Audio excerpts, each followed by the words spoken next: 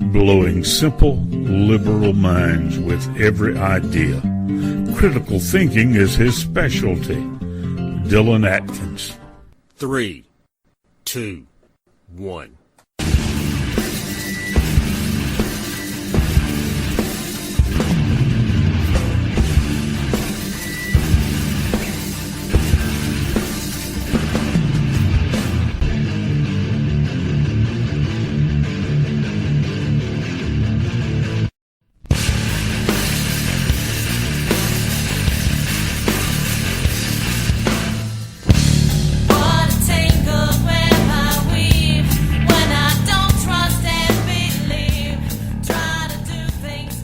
Hey, thanks for joining me again. I am Dillon Atkins. You can get a hold of me at dillonforamerica@gmail.com.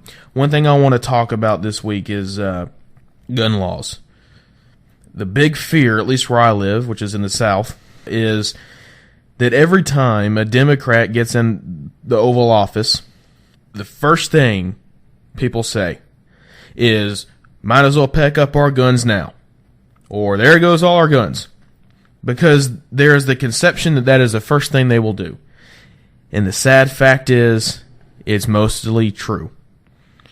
So what I did is I decided, well, I'd do some research. I reached out to some friends of mine, and they pointed me in the right direction. And I went and I found as much information as I could on this subject.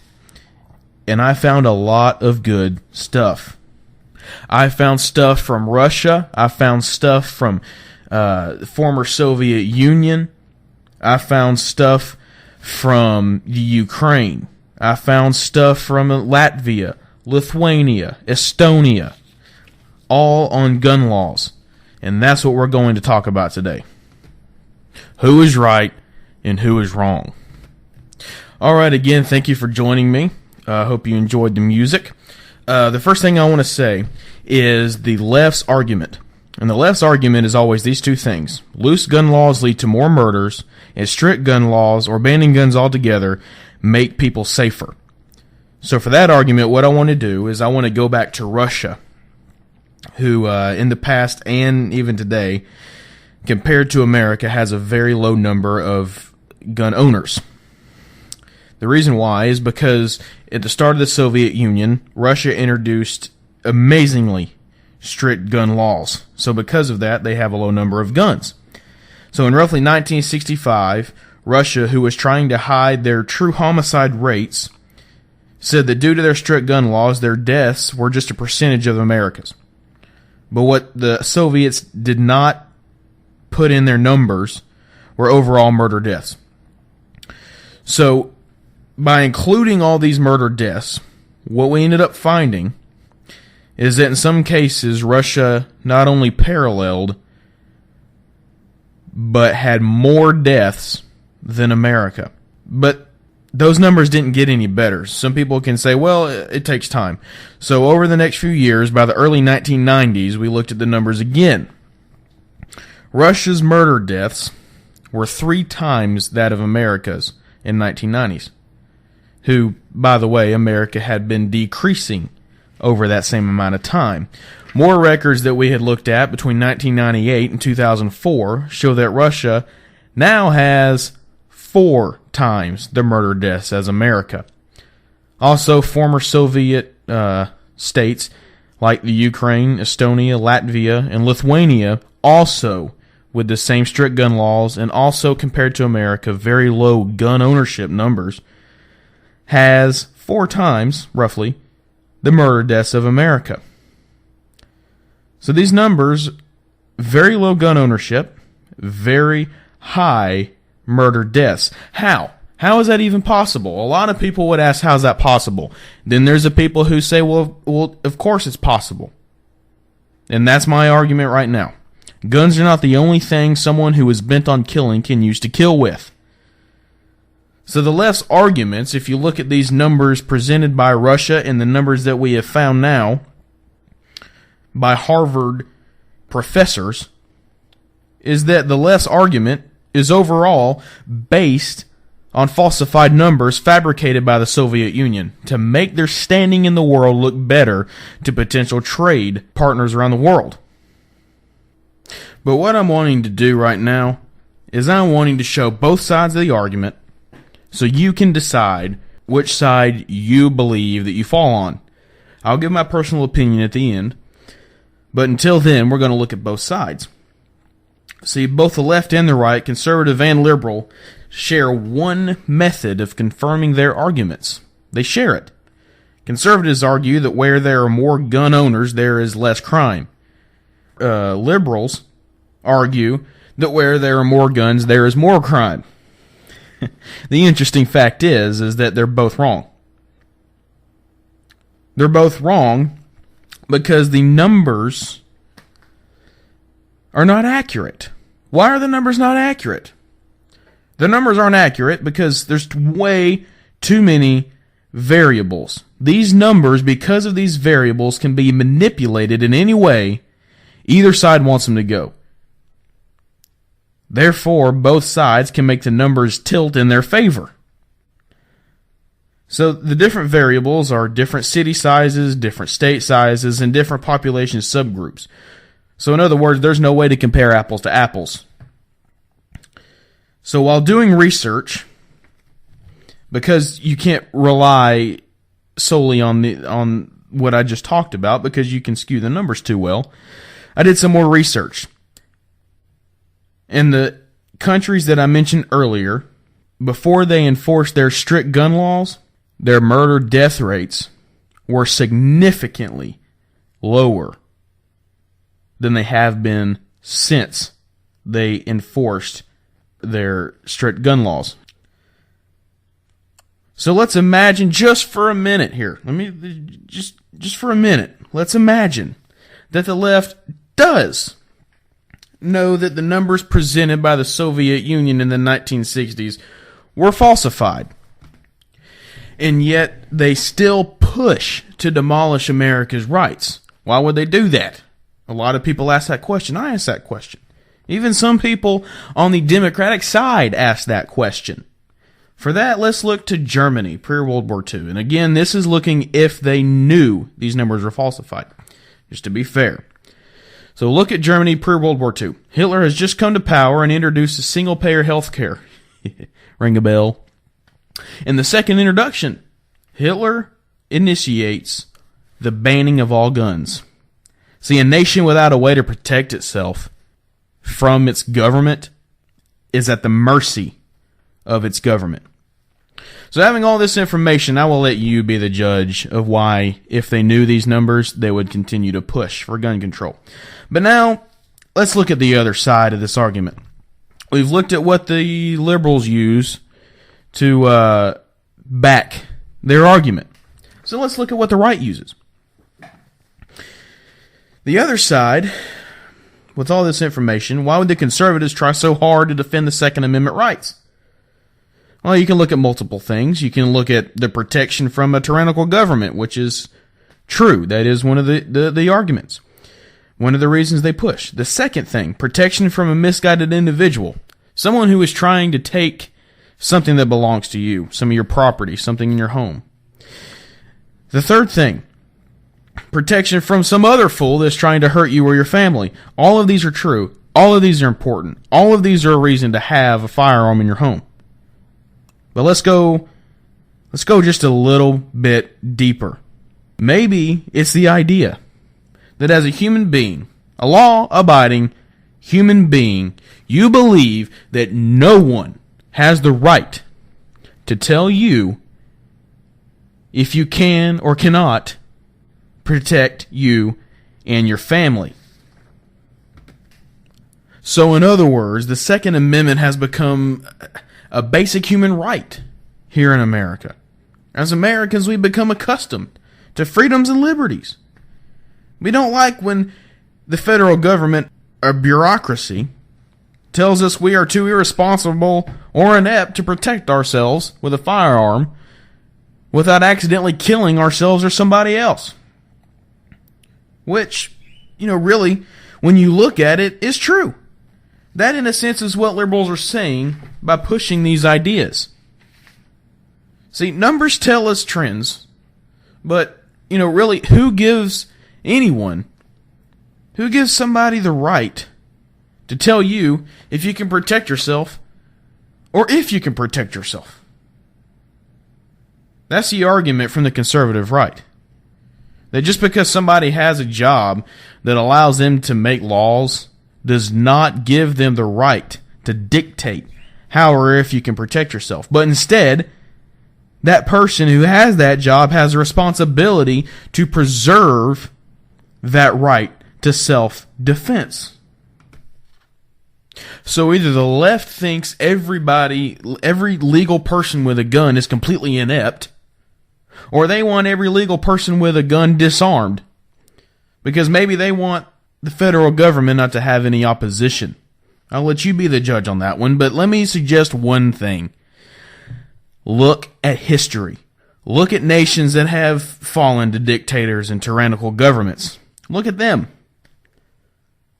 And look at the trends of our government in the past few years. Keep an eye open. Just be leery. So let's look at the difference between the two sides plus a nonpartisan position on the issue. Let's start with the NRA, former New York City Mayor billionaire Michael Bloomberg, and the Kennesaw, Georgia Ordinance of 1982. We'll start with the NRA.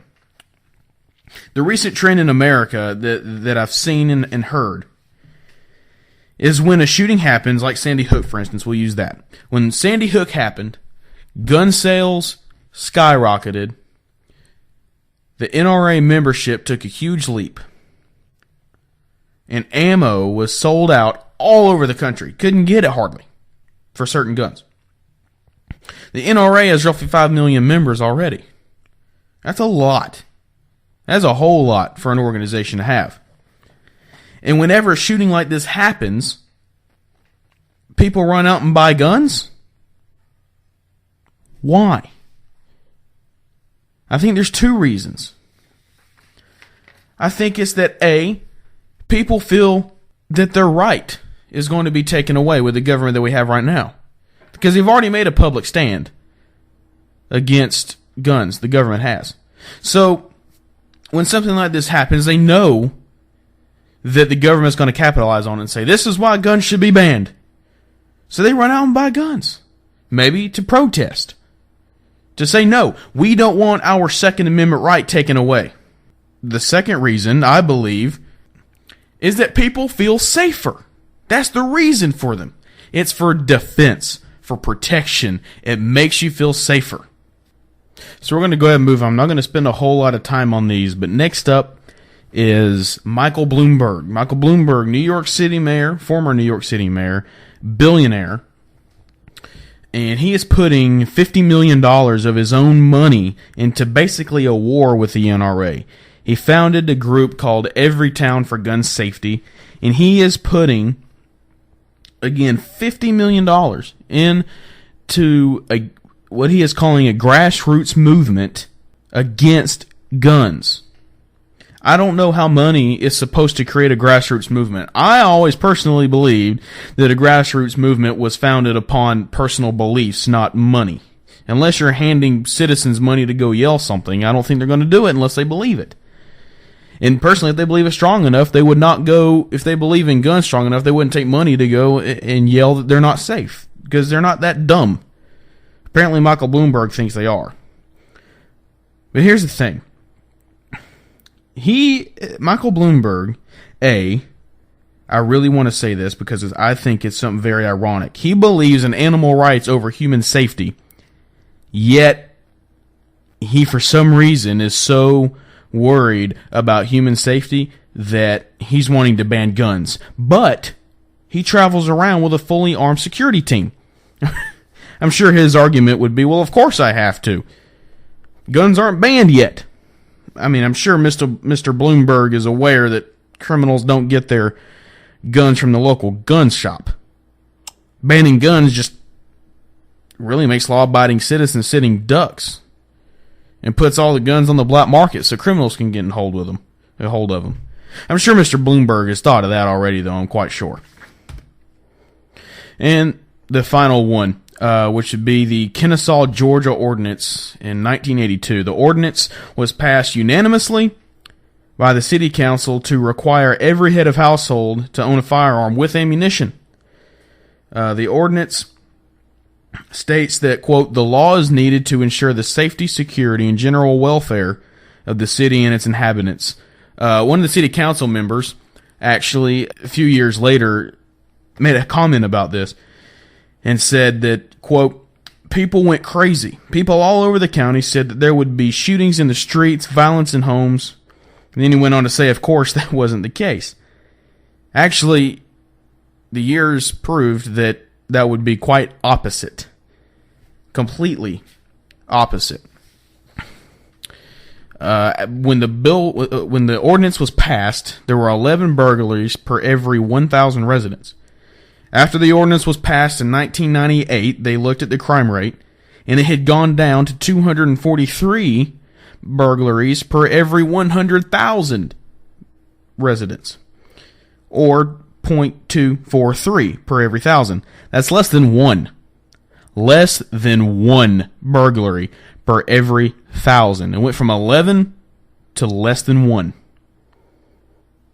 So what they did, just to see, is they took somewhere really close, a town really close to Kennesaw, with the same general area of Georgia and the same kind of population group there. And for every 100,000 residents, there were 4,049 burglaries, as opposed to the 243 for every 100,000 in Kennesaw. So when anyone tries to talk you into trading your freedoms for safety, I promise you, their intentions are most likely not to keep you safe. See, free people have dreams and aspirations because they see a possibility of reaching those dreams. In other words, they have something to believe and fight for. Whereas oppressed people lose the faith to believe that their dreams can come to pass because they see no possibility, because a bigger power, the government, is keeping it from happening. So they have nothing to believe or fight for, and then they ask the question, what is the point in fighting? And when people lose the faith, when people lose the will to fight, they just fall in line and the government can do whatever they want in the name of safety. Even kill millions. Hitler proved that. They can kill millions. So you have to ask yourself something I've asked myself. Is the life I have worth believing and fighting for? Yes. For me, yes. Are the freedoms I have worth fighting for? Yes. Are the dreams I have worth fighting for? Yes. Is your family worth fighting for? Yes. Because if there's anything worth fighting for, never let anyone take it in the name of safety. Because when there's something worth fighting for, the population has something to look forward to. And when the population has something to look forward to, there's freedom. And when there's freedom, the government is scared. And when the government is afraid of the people, there is freedom. And that is safety. That is safety. When the government is afraid of the population, not the other way around, that's when there is freedom. See, because the people, you and me, we know what we need in our life.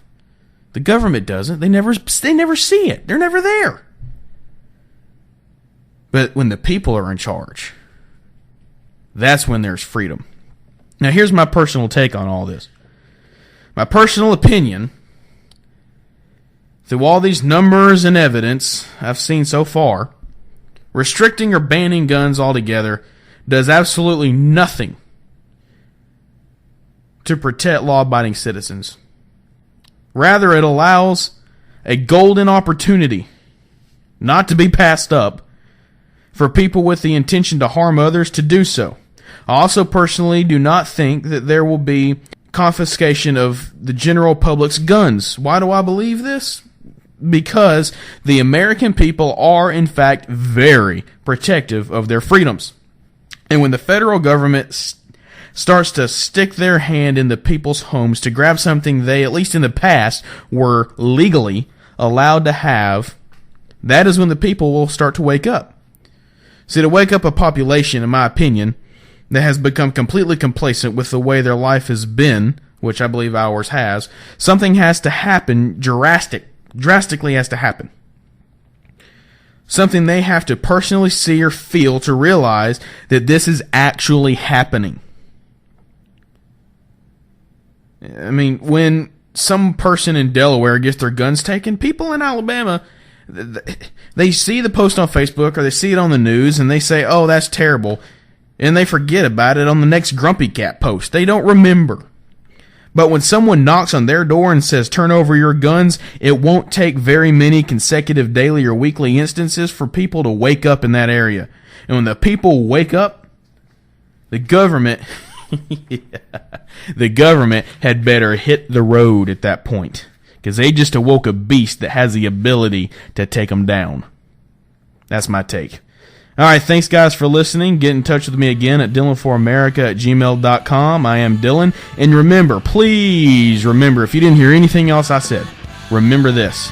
Always think for yourself. Always do your own research and learn for yourself. We'll see you next time.